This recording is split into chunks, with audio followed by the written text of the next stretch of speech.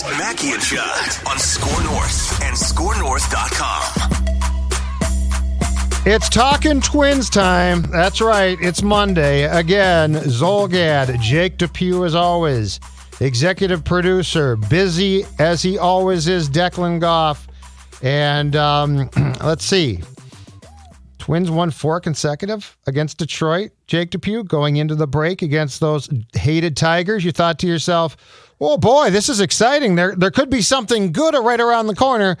No, actually, I didn't think that. And then they go to Detroit and play 3 games, including a doubleheader on Saturday, and they get swept. And there is further news now, or information surfacing from various reports about 2 of their biggest name players in Byron Buxton and Jose Berrios. So with your approval, Jake Depew, I'd like to start there. What do you think?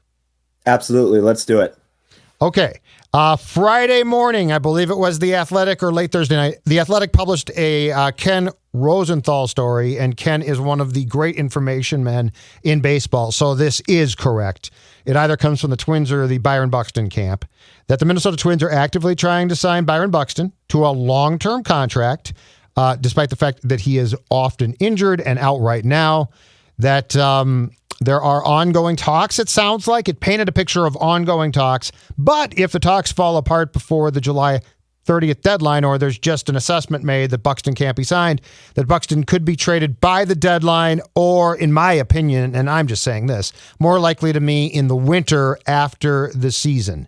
So that was the first one that came out, and I'd like to talk about that, but I will give you, Jake, before turning it over to you, I will give you the Jose Berrios story that came out this morning. Phil Miller, Dateline from Detroit, where the Twins were in the Star Tribune. And Berrios and Buxton have one thing in common. They're both going to be free agents after the 2022, so we still have a year season. Jose Berrios made it very clear to Phil, and it looks like Phil talked to him alone, that he is looking forward to the opportunity. This comes as no surprise, to explore free agency. And I will give you what really is the key quote from this story. Quote, "I will have been waiting 6 years, almost 7, to get where every player wants to be, a free agent able to maximize our value," Berrios said.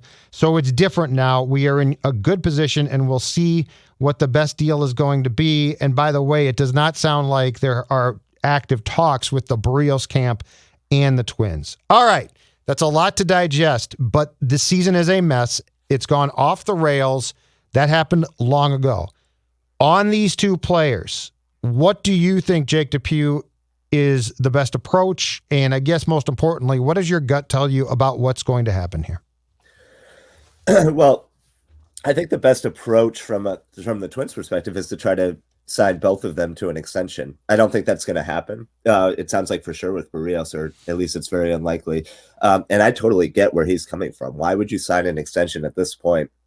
You know, when you're this close to free agency, especially with the possibility of no season in 2022, or at least an abbreviated season, you might as well just wait it out. So I think the Twins would have to go really above market value to sign Berrios to an extension. Buxton, to me, is the more interesting. I mean, they're both interesting, but what to offer Byron Buxton is fascinating to me. It's so interesting because, like, you have this guy who's basically Willie Mays right now, you know, in terms of the numbers he's putting up and his defensive value, but he plays in about a third of the games that the Twins have played over the last 3 years, something like that. It's like 38% or whatever. So, you know, personally, I would give him $100 million. I really would, because I think it's so rare to have a player with this level of talent in your organization, and that can be a game changer on this level. And he really can, offensively and defensively, be a game changer in a way that very few players in the sport have the ability to do. So I would risk it. It is a huge risk. There's no question it's a huge risk with his injury history, but I would give him 5 for $100 million. What I would first offer him, and what I would hope that he would at least consider, is something with shorter term, but a really high average annual value. So something like 3 for $75. That would kind of be my starting point if I were the Twins. Now, what do I think is going to happen? What do my spidey senses tell me? I still think Berrios is going to be traded, and I'm in the minority on that opinion, I think. But I feel like the Twins know that they are not going to sign him to an extension at this point, or at least it sure seems like that. And so you're basically only giving up 1 year of Jose Berrios, because this year doesn't matter anymore, to get a bunch of prospects. And as I said last week, I think that Falvey and Levine are still, they have enough hubris about pitching that I think they can turn the prospects they get into multiple Berrioses, so I still think they're going to move him. I don't think that would be the right call. And I think if you're going to retool for 2022 as opposed to rebuild the way that they have said that they're going to do, then keeping Berrios on makes sense. But if they can get back not just prospects, but maybe one pitcher who's already at the MLB level, maybe is in his first or second year and is controllable, then that might make some sense. The other thing I think that we should keep in mind that we haven't really talked about is there's probably going to be expanded playoffs, with this new CBA. Whenever this CBA is finally agreed to, and it could be, 2023, but I think we'll probably have 7 playoff teams. And so that lowers the bar in terms of what you need to compete and just get in the tournament. So that could play into things a little bit as well. But my gut tells me that they're going to move Berrios. I don't know if they'll get an extension with Buxton done. I really don't. But I don't think they'll move him until the offseason if they don't get an extension done. I don't know. What are your thoughts? On Berrios, I think the price of poker is pretty simple. I think the Zach Wheeler contract is a starting point now. I think this guy's going to want to be paid, and I've been saying this for a while, like a 2022 ace. So you can say all you want about, well, look, he's really not an ace, and we can agree to disagree, or hell, we can agree. But this is a guy who I don't think feels any real, and this is not a criticism, any real allegiance to the Twins. I don't think he does. I don't think he thinks, and this is correct, that the manager really trusts him, because he treats him like a third starter. Like he'll just go yank him out of games. That Astros game, if you're a competitor, should have driven you crazy. That Astros playoff game I would have been throwing garbage cans, not banging on garbage cans, but throwing garbage cans. That would have pissed me off beyond belief. And Berrios, right or wrong, has always sort of, I think, had a perception that the Twins are sort of cheap. And so if the Twins are not going to come to him with an absolute home run contract, which, by the way, I would consider. So I'm with you here. I'm with you. He is your best pitcher. And I know you didn't develop him, but until you show me that you can develop guys, he's what you got. But if you're going to say we can't pay him, then I think you trade him by July 30th, because, and Jake, you're in mentioning it exactly right. You can't assume that you know when or if 2022 is going to start. And the one thing I can tell you if it doesn't start, what's going to happen is at the end, one of the final agreements is that you can't have told a contract. And so Jose Berrios is literally going to, there's a potential not play his way into being a free agent. And at that point, you lose him, you lose all control. So and teams are paid to think worst case. Right. That's the thing too. They're not paid to think, but if we start next season, no, either you pay him now or he's going to walk. So on Berrios, I'm all for keeping him.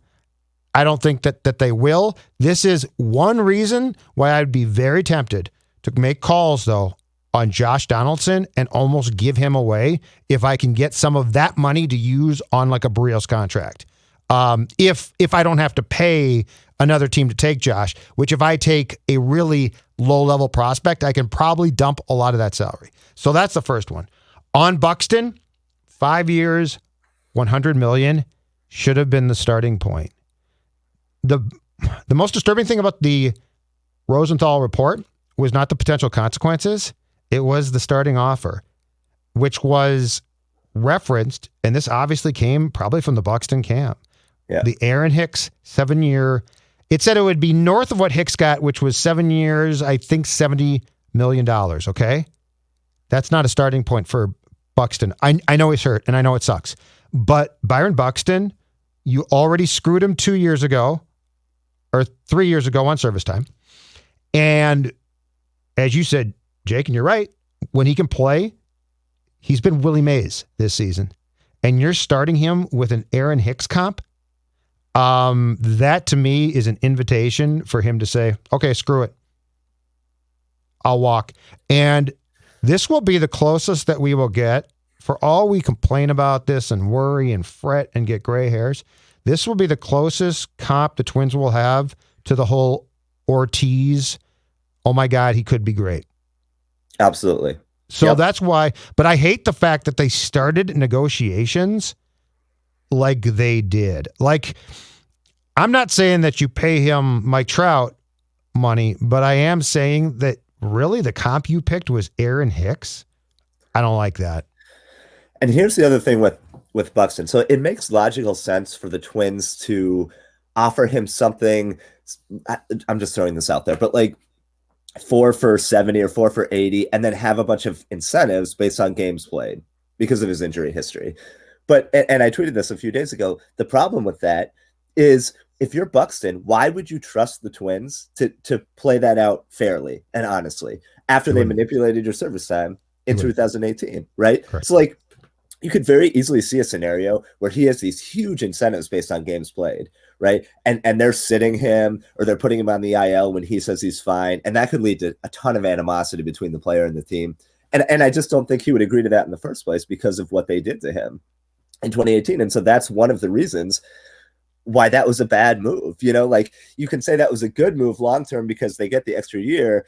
I would argue that's a bad move because yeah. And Buxton still he's still upset about that, I think. And so, you know, they made their own bet on that, you know? And so I think they're going to have to offer him, I think they're going to have to go above and beyond what they're comfortable with to get him in part because of that animosity. And because I think he feels like if he makes it to free agency and is healthy, he's going to get a huge payday. Right. So I don't know. I mean, I would love to see them lock him up, and I think it's worth the risk. And if he ends up being hurt over the course of that contract, you know, that could potentially take down, you know, those years because, you know, you're not going to have a lot of money to give out to free agents. But it's just, he's such a unique player, and it's so rare for this organization to have somebody like that. I'm willing to put all of my eggs in the Buxton basket and hope. You know, because you can't, I think it was Phil that tweeted out a few days ago, like, we're always worried about David Ortiz or whatever. Byron Buxton, that's a legitimate worry with him, right? That he goes to the Mets or somebody else and becomes that superstar. He could be the one. He could be the one. Exactly. And he's still only 27 and 28. So if you give him 4 or 5 years, you're getting him through the rest of his prime. And even if he loses that speed in a couple of years, he's proven that he can be an elite hitter. You know, so like he may not be that platinum glove center fielder when he's 32, but if he's still hitting for power the way he has the past couple of years, he's still a great player. So if you have to choose, well, let me ask you guys this: you have to choose between Buxton and Berrios, right? And let's say it's both in the 5 for 100 neighborhood. Who do you pick? For me, it's Buxton for sure. What do you guys think? Yeah, I have to go Buxton. I just have to go Buxton. I think he makes too much of an impact when on the field and when he's healthy. And even though this team doesn't have any pitching right now, if I sold Jose Berrios, I know I'm going to get 2 top 100 prospects and hopefully someone that can step in pretty soon and help my rotation. So I would go Buxton. I would lean Buxton. I'd go Buxton, but I also would say this. Jim Pohlad, a week ago on Sunday, I believe, on the TRN, Twins Radio Network, essentially said we can sign them both. And my question would be, why can't you? Why not? What's stopping you? These are 2 uniquely talented players that, and the Buxton thing is too, now I do not think under any circumstance he gets traded before the deadline. Like, I just don't see it. He's hurt. I don't think it makes sense. But if we're moving at the route that we're going at right now, and Berrios is traded by July 30th, and then Buxton is traded in, you know, take your pick, December or something, or November. What's your message at that point? Oh, like what are you telling people at that point? And by the way, then I have to trust that you're right on player development, especially pitching wise. And so far, you've shown me almost nothing. Yeah, and I mean, a lot of people who might buy tickets at that point in time can't be blamed for checking out. Yeah, I mean, if if Byron Buxton and Jose Berrios are both not on this roster in opening day 2022, whenever that opening day is, then you're sending a message that this is a rebuild, not a retool. And all the messaging we're hearing from the Twins right now is retool. Yep. Falvey was just on MLB Network. I just saw it on Twitter right before this podcast saying, we still believe in the roster, using the term retool over and over, right? So like that's what we're hearing now. But if those two guys aren't on the roster and they don't get legitimate MLB ready talent back, then it's clearly a major rebuild. And that's not where Falvey and Levine want to be. Their whole goal in this, and they obviously haven't accomplished that because look at this year, but their whole goal in this is to be consistently competitive every year, to give themselves a chance. You get rid of your best pitcher and your best position player, that's not going in that direction at all. So and the other question that we've been asking for the last couple of months on this podcast is, do you trust them to get back the type of prospects to correctly evaluate the type of the prospects that they need to rebuild quickly, because they haven't shown an ability to do that. And it's not just that they have a scouting problem, in my view, they have a self-scouting problem. They haven't correctly evaluated their own players in their own organization, which is really a huge problem, because these are the guys that you see every day and you're getting reports on every day. And you just go down the list from Akil Baddoo to Nick Anderson to trading away Ryan Presley, Huascar Ynoa, Lamont Wade, Tyler Wells, who's having a really good year in Baltimore. They didn't add to the 40-man. Zach Littell, a guy named Luis Gil, who they traded for Jake Cave back in 2018, is now on the Yankees 40-man roster, is putting up great numbers as a starting pitcher in AA and now in AAA. Like, the list goes on and on. And so you really have to question whether they would get back the guys that they want to get back, and whether they've developed them correctly. Let's get back to Akil Baddoo, because I got a question there. Okay. And Jake, you follow the minor league teams for the Twins a lot more closely than I do. So how do you, when all he has to do is be protected on the 40-man, so this is 40-man roster, how do you make this mistake when I believe you protected a guy, if I'm correct, like Astudillo?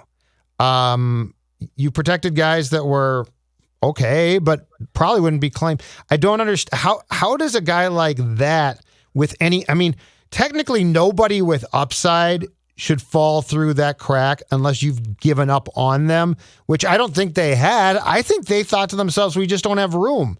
It's very confounding to me. Yeah, when you watch him play, this is a guy with power. He is absolutely just torn it up against the Twins this season, but he's a guy with power and speed. He plays a good center field. You talk about Buxton insurance, right? You talked a lot about Jackie Bradley Jr. in the offseason. Buxton insurance. Akil Baddoo could have been that guy.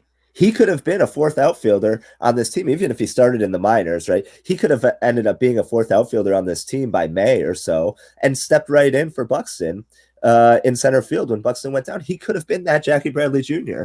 And so, he was hurt. He got hurt in, I believe, 2019. And so they were probably looking at him and saying, well, he didn't play much in 2019. He didn't play at all in 2020. But you have to know his skill set. You have to know this is a guy with speed and power who can play a strong center field. Like, you don't give up on those types of guys, especially when you just have to add them to the 40-man. This is not a fringe reliever.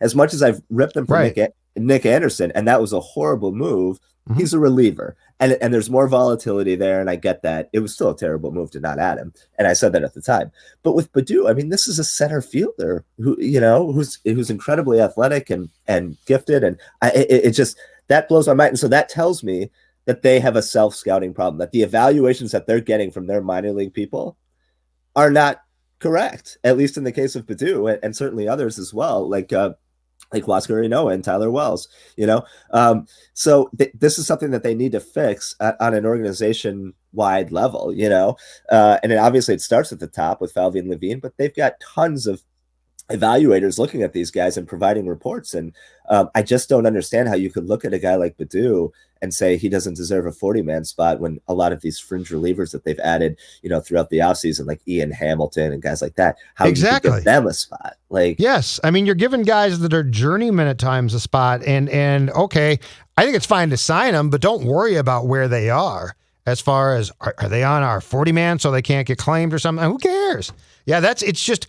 I think the most eye-opening thing is people that I perceive to be pretty smart are having the problem you're talking about, which is self-evaluation of your own team, which might be the most important thing possible.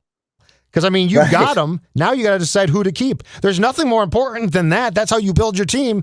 And if it was just one guy, I'd be like, okay, that too bad, but it happens. But it's not one guy. It's what you're talking about, which is more and more this trend of guys leaving. And then it's like, could have used him. And instead you've got, Jake Cave, God bless him. So, well, and just real quick, I was, watching the All-Star game on Tuesday, and you see Kyle Gibson in there. And it's like, look, we watched Gibson for years, right? We watched him nibble. We watched him be inconsistent. But clearly the Rangers have unlocked something in him that the Twins and Wes Johnson weren't able to unlock, Yep. And so you have to also ask yourself, what is it that these other organizations are able to do that we're not? Because you saw that with Presley when he was traded, and you're seeing it with Kyle Gibson. Now, we saw Kyle Gibson have good halves in the past. He had a few really good halves, so maybe that's what this is. But still, when you see him out there in the All-Star game, he's like second in the league in ERA. You have to wonder, like, why wasn't Wes Johnson able to unlock this? Why didn't the Twins see this? Because they had no interest in retaining him. No, hell 2019. No. So they didn't come close to unlocking anything with Kyle Gibson. Right. And so I just, the league is just scattered with these guys who have left the organization and excelled, and it's just a bad look. It's a bad look for the front office. Hot Twins take. I think Wes Johnson's in trouble. I think he might be the fall. I think he might be the fall guy. Because he was 1000%, college guy, flavor of the year, right? Oh, look at what he can do. Let's look at more guys like Wes Johnson. To have this many pitchers not develop, and I mean it's getting to be across the board pretty bad. I think I have to think that there is going to be a fall guy for a team that's this bad and disappointing. Like, I can't believe everybody escapes fine. I wouldn't be surprised if the hitting coach and the pitching coach are in trouble. Well, there's precedent. I mean, they fired Garvin Elston after 1 year in 2018 when the pitching wasn't up to par. So, their pitching was good in 2019 and 2020. So Johnson does have that on his resume, but it's been so bad this year. What are they like? I think they're like second to last in team ERA. It's something like that. And it's been bad across the board too much too. Like, there's no one area where you're like, but that's okay. Nothing. And I mean, there's really nobody to point to in terms of development, other than Taylor Rogers, but he's been in the system for years. So it's impossible to know whether Wes Johnson is at fault or not. But when you talk about a fall guy, like, a lot of teams will fire their hitting coach or whatever. Mm-hmm. If they're going to fire somebody to send a message that this is not okay, Johnson would be the obvious candidate, whether that's justified or not, because the pitching has been so bad. And again, they did it with Garvin Alston, so maybe they'll do it with him as well. It's just they have the fact that they hired Wes Johnson from college. I thought was a really creative move, but it also suggests, that maybe they think they know something that other teams don't, and they're able to pick these guys out of these kind of. He was like the pitching coach at Arkansas, I think, right? Yeah. And I just wonder if maybe they got a little bit too creative there and it backfired. This is all speculation. I have no idea, but that makes me think that maybe they'll stick with him, because they do have a tendency to stick with their guys. That's probably all front offices do. So we'll see. But the pitching it has been a complete disaster, just a complete disaster. And I think I saw a Wes Johnson quote where he said, like, he's shocked by it or whatever. And it's like, well, okay, you're the pitching coach. Well, so you might be, but that's worse. The fact you're shocked is worse. You're supposed to know what's going on here, Wes. I just feel like somebody has to pay some price here, because this isn't like disappointing. If this was, they're a third place team, I didn't see that coming. They're a last place team right now. They're awful. Like, I just don't see how you escape. How do you tell the fan base, just be patient, we'll be back next year after what amounts to a potential 100 loss season? So I think somebody's got to go. Yes. And Rocco's not going. So I think somebody probably has to go. No. You don't think that's a possibility? I don't think it is. I don't think it is. I think he's now on a warm to hot seat beginning 2022, but I don't see any way. That, to me, that would be where Falvey and Levine couldn't swallow that hard. Like, I think on Wes Johnson, it would hurt their pride a little bit, but I could also see offering him up to the masses as, well, this didn't work out so well. You fire Baldelli, which, I mean, you could make the case for sure, as we've talked about, but I don't think their egos could take saying the manager who led us to back-to-back titles and that we handpicked to be our guy. And by the way, let's keep in mind, is carrying out the vision and the mission of Falvey and Levine. This is not a, hey, Rocco, you're our manager, write the lineup card and go get them. This is a, we all work in sync. I mean, for all we know, they have at times texted him in the dugout. I don't know. But I think it would take a lot for them. That would be really hard for them to go to Jim Pohlad and Dave St. Peter and be like, we're going to blow him out. If he was working independently, I think there's a chance, but he's not. And we know that. He's carrying out what they want him to carry out. And it's been an unmitigated disaster, as Stephen A. Smith likes to say. Yes. And my point with Baldelli was going to be that, well, they fired Paul Molitor right after he won Manager of the Year, but that wasn't their guy. So they were chomping at the bit to fire Paul. Yeah. And they had to give him that 3-year contract after he won Manager of the Year. I don't think they probably wanted to do that, but they felt like they had no choice. But you're right. I mean, Baldelli is in lockstep with these guys, and he's carrying out, I think, exactly what they want to be executed on the field. And so if that is true, if he is sort of, if they're the puppet masters, as Declan said, and he's just sort of their puppet, and I don't, I tend to agree with Declan there, but I don't know the inner workings of the Twins. But if that's what's happening, then why would they fire him, right? If they just want somebody in there who will do it, who will put the lineup exactly how they want it, and and if they fire a guy who they're basically getting to do what they want to do, they're essentially telling the people who pay their salaries, we're firing the guy that's doing the job that we told him to do exactly how we told him to do it. So you're essentially saying, we next. If you fire Wes Johnson, you're distancing yourself a little. You're taking a little bit of a step back from that didn't work out like we thought. So I don't. The more this team plays like they did in Detroit, which by the way they cashed it into. Congratulations, you're the only team I saw to keep the All-Star break going because they didn't show up. Like they have far too many players now who have decided we're going golfing mentally. We're done. Because you don't do what they did without being checked out. That was bad. It was really bad. And when you have players openly arguing with each other during the game, like I've very rarely seen that. Whose side you on here? Donaldson or Arises? You know what? I think I love Arise. He might be my favorite player other than Buxton to watch on that team. But I actually see where Donaldson was coming from on that. I went back and looked at that a number of times. Arise had his back turned to home plate and was just kind of standing, a step off second base, and the pitcher was like ready to pitch, and so I understand, I could see how that could be a distraction. And then he sort of turned around, Arise sort of turned around and realized, oh crap, the pitcher's about to throw the pitch, and kind of darted off second base, and that's right when Donaldson called time. So I think I'm with Donaldson on that one.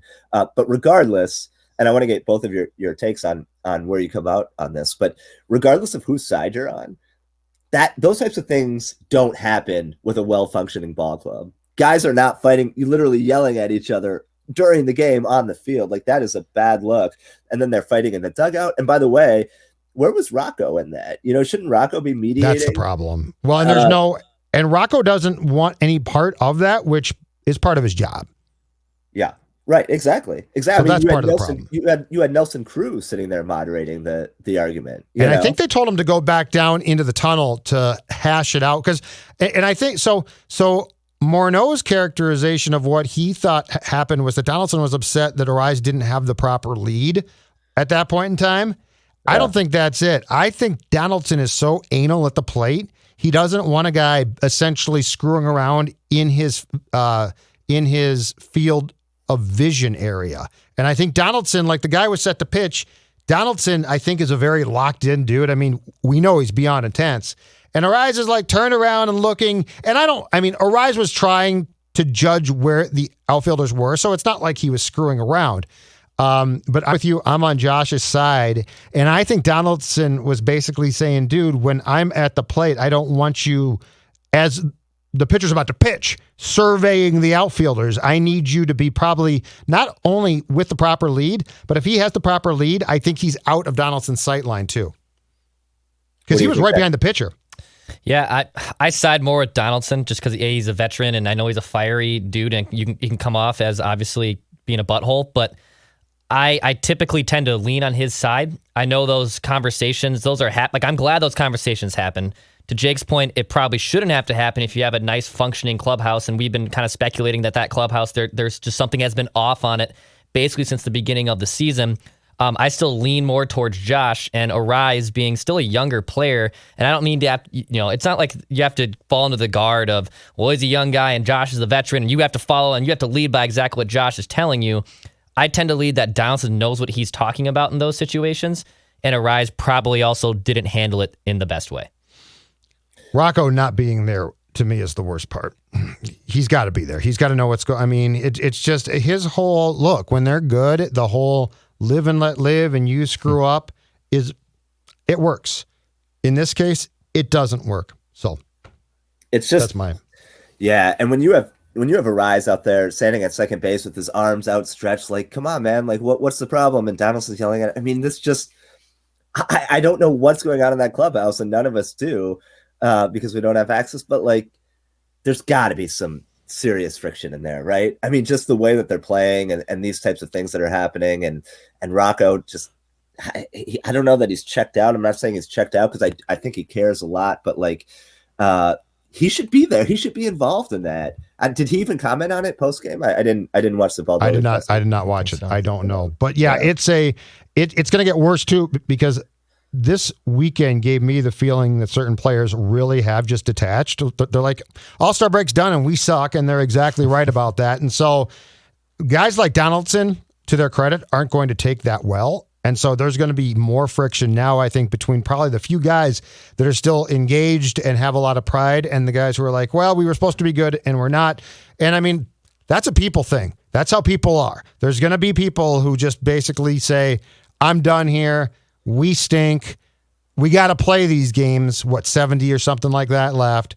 But, the lack of focus in that series against the Tigers, and we saw it again yesterday, is a huge red flag. And that's something that only really the manager can try and control. And I don't think Rocco's real good at controlling that. So it's going to be a very intriguing end of the season to see how these personalities mesh as we run through what is going to be probably a miserable couple months.